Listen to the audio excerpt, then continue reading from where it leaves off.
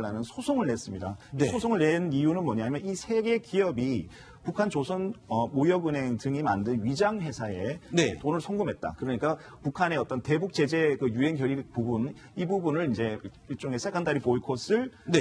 이들 기업이 위반했다라고 지금 미국 법무부에서 보고 아하. 제재에 나선 것이라고 볼 수 있습니다. 신석호 부장, 그런데 지난해 8월에 중국 기업, 북한의 물자 또는 무기를 거래하는 것으로 의심되는 중국 기업에 대해서 몰수를 한 적은 있는데 그 이외 다른 나라나 기업들에 대해서는 경고를 하거나 좀 우려의 목소리만 냈지 이런 식으로 몰수한 적은 없었잖아요.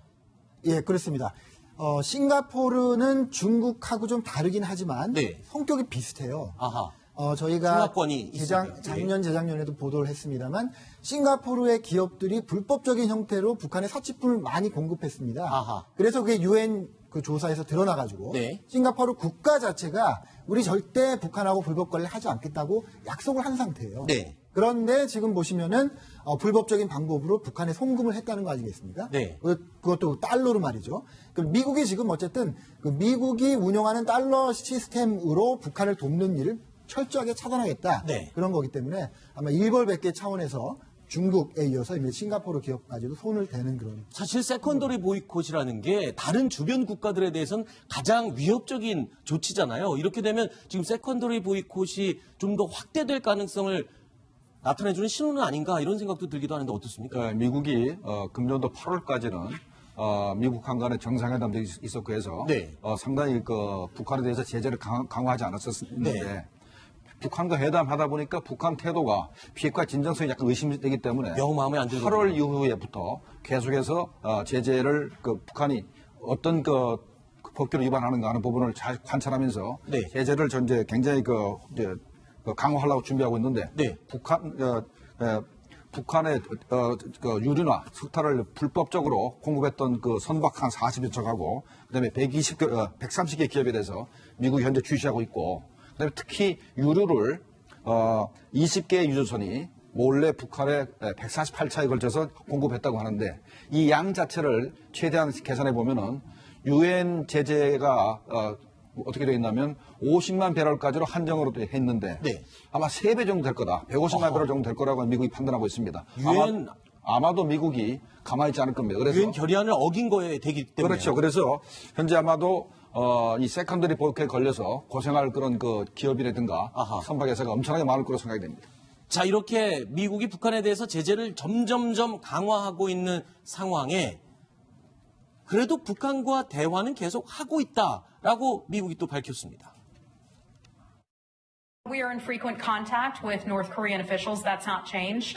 We have our special representative, Steve Biegun, who's leading those conversations. We have those types of conversations, meetings at various levels, from secretary level to Steve Biegun's level to the working level. So those conversations continue. We continue to have conversations with North Korean officials. Whether it's a face-to-face sit-down meeting, that's one thing, but we continue to have conversations, and we think we're in a good place with that. Do more need to take place? Yes, certainly they do. 자, 그런데요.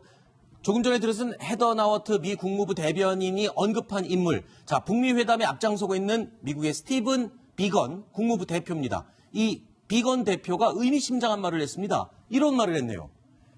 북한의 대화의 기회의 창이 닫히고 있다. 이런 말을 했습니다. 지금 시간이 이제 마감이 다 돼가고 있다. 우리가 준 시간이 이제 얼마 남지 않았다. 이런 얘기인가요? 정확히 저것이 지금 미국이 이 사안을 보는 그 시각이라고 할 수 있는 것이죠. 네.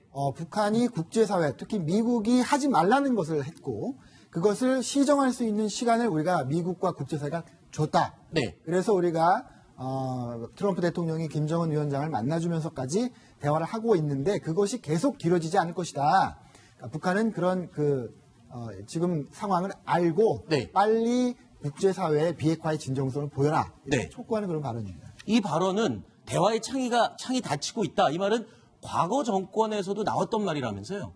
네, 그렇습니다. 2003년으로 좀 거슬러 올라가 봐야 되는데요. 조지 부시 행정부 때인데 1월 28일에 존 네그로폰테 유엔 주재 미국 대사가 한 말입니다. 이 외교적 해결을 위해서 노력은 하고 있는데 대화의 창이 닫히고 있다. 이런 말을 했거든요. 근데 여기서 의미심장하게 봐야 될 게 이 말을 내놓고 나서 2달 뒤 3월 20일 경인데요. 이때 미국이 이라크를 침공을 합니다. 아하. 그렇기 때문에 어느 정도 군사 옵션을 겨냥해서 한 발언이 아니냐 이렇게 해석을 해볼 수도 있지만 네. 이렇게 해석을 하기에는 아직까지 북미 간의 대화의 불씨가 살아있다라는 게 네. 정부의 판단이고요. 좀 더 예의주시하면서 지켜봐야 될 것 같습니다. 자, 그러니까 과거에도 이 말이 나왔었는데 이 말이 나온 뒤에 어떤 조치가 있었는지 북한은 정확하게 이해를 해야 된다. 이런 경고성 얘기도 되겠군요. 예, 그 이라크 전쟁 바로 직전에 대화의 창이 닫히고 있다라고 경고를 했다는 부분이 좀 의미심장한데요. 네. 지금 미국 같은 경우에는 그 민주당이 하원을 지금 장악하고 있습니다. 그래서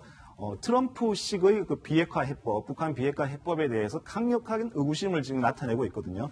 그렇기 때문에 이런 그 트럼프식의 어떤 비핵화 로드맵에 있어서 어떤 그 구체적인 가시적인 성과를 보여주지 않으면 네. 앞으로 민주당으로부터 상당히 그 트럼프가 이 외교적인 공경에 처할 가능성이 있습니다. 그렇기 때문에 트럼프 정부 입장에서도 북한에 그렇게 많은 시간을 줄 수가 없는 것이고요. 반면에 북한의 입장에서는 김정은 위원장의 입장에서는 조금 비핵화의 어떤 그 속도를 굉장히 늦추면서 조금 이렇게 적당히 비핵화를 하면서 대북 제재 완화를 네. 통한 어떤 경제적 실리라든지 이런 부분들을 갖다가 취하려는 이런 욕심이 아직까지는 상당히 강한 것 같고요. 그럴 가능성도 없지 않아 있다라고 아하. 지금 그 미련을 못 버리고 있는 것 같습니다. 이런 상황에서 김정은 위원장은 요즘 뭐 하고 있을까요? 열흘째 지금 잠행 중입니다. 열흘째 모습을 드러내지 않고 있습니다. 뭐 중대 결정을 하기 직전에 꼭 이렇게 열흘 이상 모습을 드러내지 않는데 결정할 게 굉장히 많죠. 일단 우리 남북 간의 답방 일정을 조율하는데 고민이 많을 겁니다.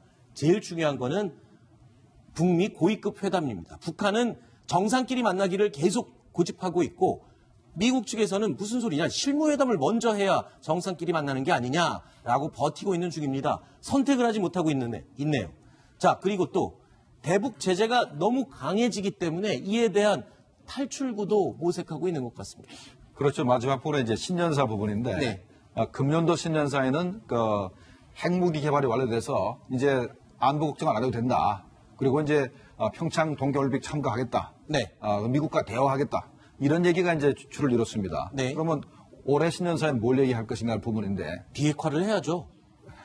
비핵화 얘기가 나오면 그러니까 김정은 입장에서는 어느 정도 비핵화를 할 것인가 하는 부분 네. 그런 부분도 실어야 될 것이고 제일 큰 게 경제 문제인데 네. 이 제재 국면 하에서 금년도는 70조를 성과 있게 맞이하자 그러면서 북한 주민들을 이렇게 아주 닥달을 했습니다. 네. 그럼 내년도는 뭐 가지고 닥달할 것인가 부분인데 남은 게 이제 경제발전 5개년 전략으로 해서 뭐 3년 전에 북한이 한 발표를 했습니다. 네. 그거 가지고 닥달할 텐데 현재 그러면 나름대로 목표를 설정해야 되는데 네. 제재 국면에서 목표를 설정하기 굉장히 힘드니까 그렇죠. 아마도 어떻게 할 것인가 하는 부분에 대해서 상당히 고민이 많을 겁니다. 국내 민심까지 달래야 하는 북한 김정은 위원장의 고민이 느껴지는 것 같습니다. 그런데요, 여기서 또 이상한 점이 하나 감지가 됐습니다. 여태까지 최근에 북미 협상 마크에서 아주 절대적인 역할을 했던 인물이 있습니다. 코리아 임무센터, CIA 코리아 임무센터 장이었죠. 앤드류 김이 사임을 했어요. 지금 이 상황에서 앤드류 김은 더 역할이 중요해질 것 같은데 어떻게 된 겁니까? 그래서 뭐 지금 이제 보도가 나오는 것은 좀 개인적인 이유이고 지금 오늘 동아일보 단독 보도 그렇습니다. 내용이었죠. 김정한 워싱턴 특파원이 단독 보도를 했는데요. 네.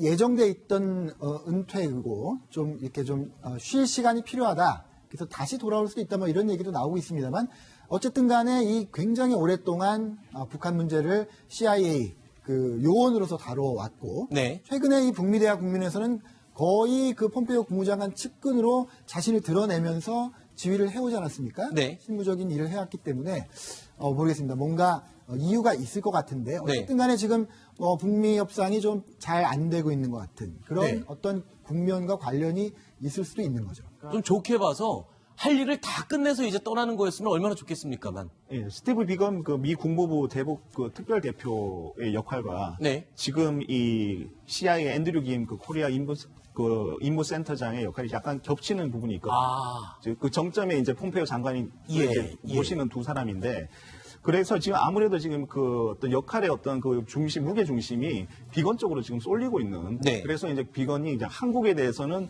워킹 그룹을 만들어서 한국과 아하. 어떤 협의를 굉장히 강화하고 네. 북한에 대해서는 지금 오늘 이번에도 얘기했듯이 그 굉장히 강력한 어떤 비유적인 표현으로 네. 대화에 빨리 나와라. 그래서 아하. 비핵화의 어떤 그 움직임을 보여라라고 지금 네. 압박을 하고 있는 이런 형국이거든요. 대신에 이전까지 좀 그 앤드류 김 같은 경우는 한국계라서 그런지 모르겠지만 어떤 그 폼페이오 장관과 북한 간의 어떤 대화의 어떤 교량 역할을 네. 그런 그 약간 비둘기 그렇군요. 파의 어떤 역할을 해왔습니다. 알겠습니다.